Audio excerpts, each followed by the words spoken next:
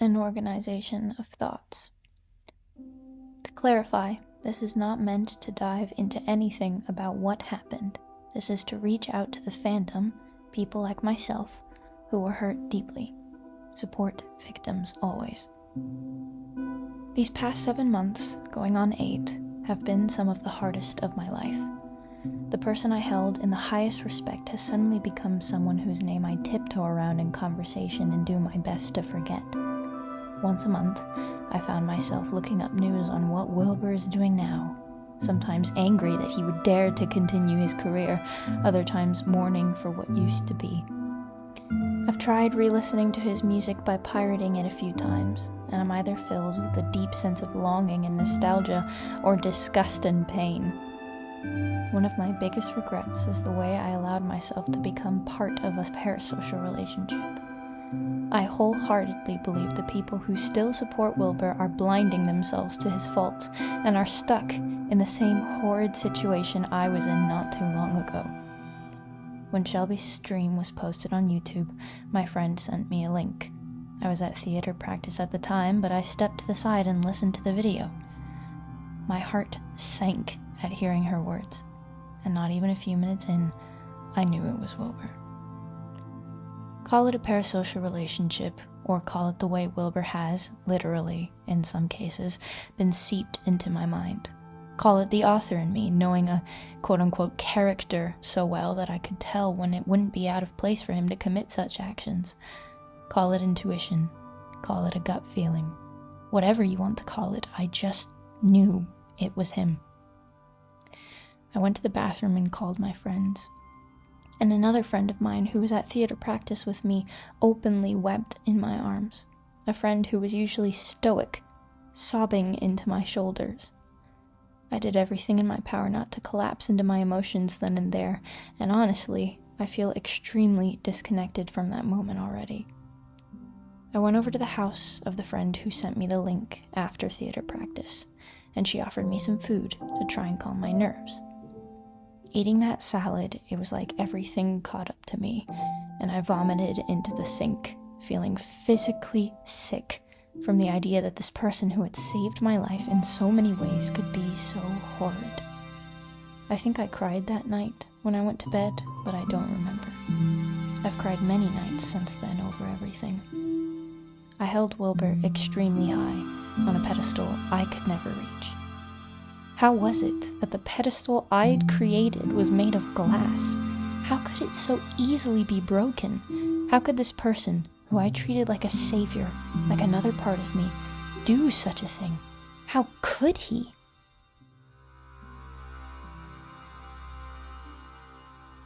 I wrote down a few thoughts on different occasions, once before the confirmation that it was Wilbur, and once after he released his acknowledgement.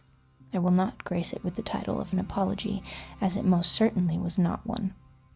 The first piece of writing is a bit melodramatic, as it is written in poetry form, so please bear with me. Wilbur, Wilbur, the masses cried. What do you want? We want to know why. We want to know it's not true. We want answers to our evidence. Guilty until proven innocent. Why? But there was no answer, at least not yet. Tick, tick, tick, tick. Even in real life, I wonder, will he press the button and run? Will he hide? Will he blow it all up in our faces and then disappear? Tick, tick, tick, tick. Why, Wilbur said, why? I turned to the masses. Maybe we are asking the wrong question. Wilbur Soot is, in our eyes, good. He is good. So then I ask instead, why, William Gold, why? We never truly knew you. We never tried to understand the inner workings of your mind. Who are you, really, hiding there behind Wilbur Soot, whom we trust and love and respect so dearly? And why, I ask, why did you reveal yourself like this? Written by William Gold, performed by Wilbur Soot. Were you trying to tell us why? Were you trying to show us who you truly are? Were you trying to process and hope we didn't realize what was really happening? Why? I don't know if I'll ever know the answer, but I hope you do. After the response, I wrote this. I won't read the whole thing, just a few excerpts that I think others can relate to as well. But he lied, didn't he? From his perspective, was what he did wrong? The whole world has turned against him, rightfully so, over the things he did in private. What is he doing now? What is he thinking? What is he feeling? Has he moved on already like I claim to have done? Clearly I haven't. I am desperate for everything to be reversed, to hear his name and not feel the bile in my throat as I remember the vomit that burned my taste buds as I leaned over my friend's kitchen sink when we first realized it was him. He did it.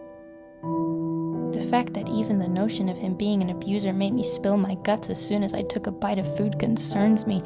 How much love did I give to someone who never even knew me? Did I give it all away? I almost want to stop writing my thoughts because I feel like I shouldn't give this pathetic man any more space in my mind. I feel like he doesn't deserve these pages, these ramblings, these thoughts. But I have to feel these things, to be able to look back and process what I'm feeling and thinking. So here comes the tough part.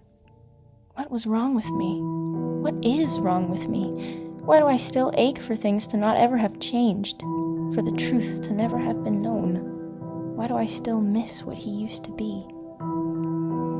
He was my comfort, my safe place. He saved me from the spiral of depression I had been sucked into. He pulled me out from the ashes, and in return I made myself his. He was an idol, my idol, and I worshipped him accordingly with my undying affection and devotion. There I was on the opposite side of the world, never having even seen his face in front of me, shared the air he breathed, and I thought he was some perfect person who did no wrong. I thought I knew his mind like it was my own. I mourn for the middle school version of me who picked up her phone after school days, who had felt nothing for weeks, who ate ramen packets in a smelly Airbnb for months as her house was repaired after flooding, who scrolled through YouTube and finally smiled as she found new content of Wilbur's to watch. I mourn for the girl who tried her hardest to memorize every line of the Your City Gave Me Asthma album. I mourn for the girl who giggled when Wilbur laughed, who cried when he was sad, who clapped and gasped as she was left in awe of his acting, his writing, his facade. She would cry so much if she knew what I know now. I wish she had never seen Wilbur.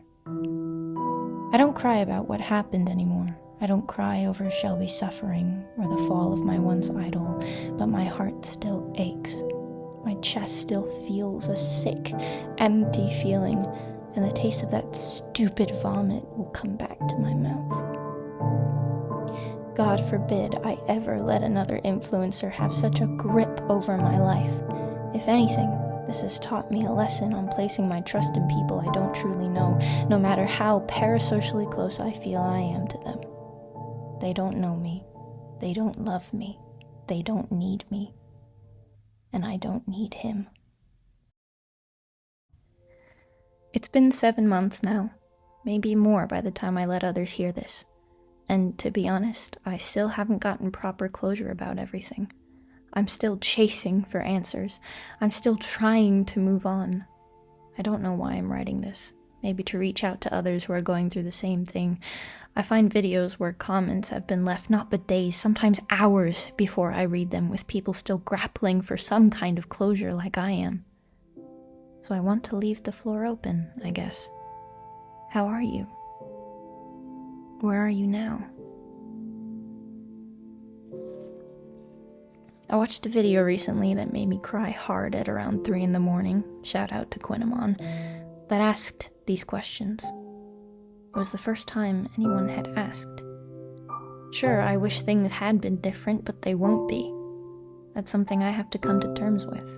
It's something we all have to come to terms with. The Dream SMP fandom is dying. It hurts beyond belief to admit that, but you know what? That's okay. To love something is to fight for it until the very last moment when you know it's time to let go. I'm learning to do that. I'm learning to let go. I'm learning to say thank you for everything Wilbur did for me back then, but you know what? I don't owe him a thing. You don't owe him a thing. He didn't save you. You saved yourself. Sure, maybe he made it easier sometimes, but that doesn't mean you owe him your life. Doesn't mean you owe him your respect, or guilt, or grief. You are alive. You are here. You did it. You should be so proud.